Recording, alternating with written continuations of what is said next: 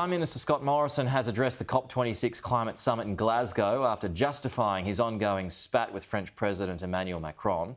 Mr Morrison has laid out Australia's plans to use technology to tackle climate change.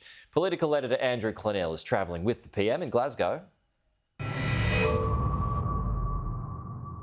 Scott Morrison arrived at the COP26 Climate Conference in Glasgow with a speech to give and leaders to meet. But first, the Australian Prime Minister had to deal with the continuing fallout over the French submarine saga after French President Emmanuel Macron called him a liar. So at a shipyard where Australia's next frigates are being built, Scott Morrison unloaded on the French President, saying that when he was slurred, all of Australia was slurred.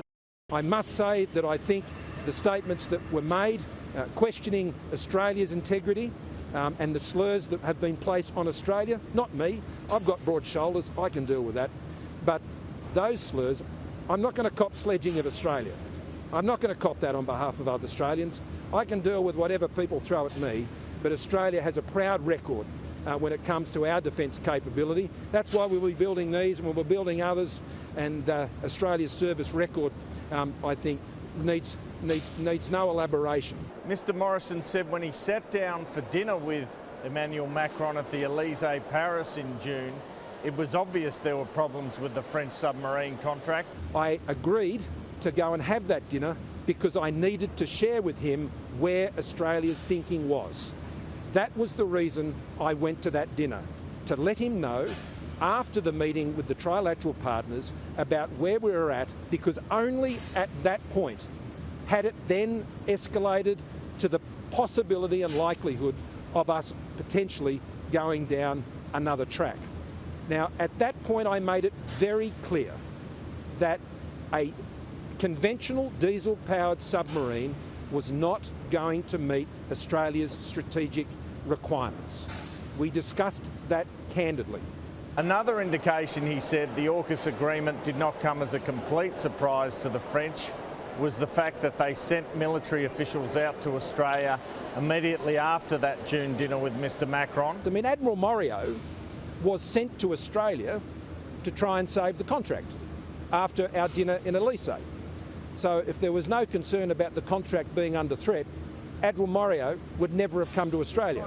Mr Morrison did not deny his office leaked a text message from Emmanuel Macron to him before the AUKUS announcement, where the French President had asked if there was good news or bad news coming on subs. I asked the Prime Minister whether he sent a message back. So he sent you this message 2 days out from the AUKUS.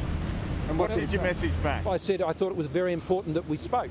Which indicated in your mind that it was about the sub. When we weren't able to have an agreed time for a call, because we had now got to the point where we were about to announce this arrangement, and I wanted to tell him personally that we'd formed that decision, because in correspondence, as well as my own messages, I'd made it very clear that at the end of the day, Australia's national interest was going to determine our decision. And it did.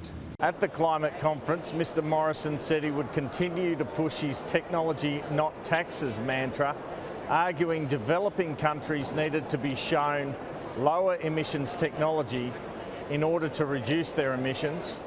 Overall, PM, what are you're only here for 48 hours, what are you seeking to achieve here? What difference do you think you can make to this summit? Our key objective is here, not only just to advise the commitments that Australia is making and the progress we're already making, which is underappreciated, 20% plus in emissions reduction, which exceeds many other countries around the world with like economies to Australia.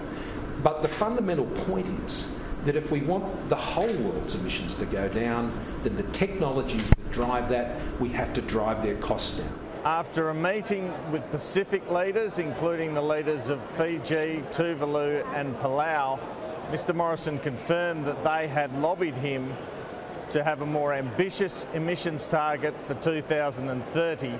Probably not the last time that will occur to Australia during this conference. Has anyone during your time here, including those Pacific leaders, asked you for a bigger 2030 target? Well, they always have. In every discussion I've ever had with Pacific Island leaders, that is something they've always encouraged us to do.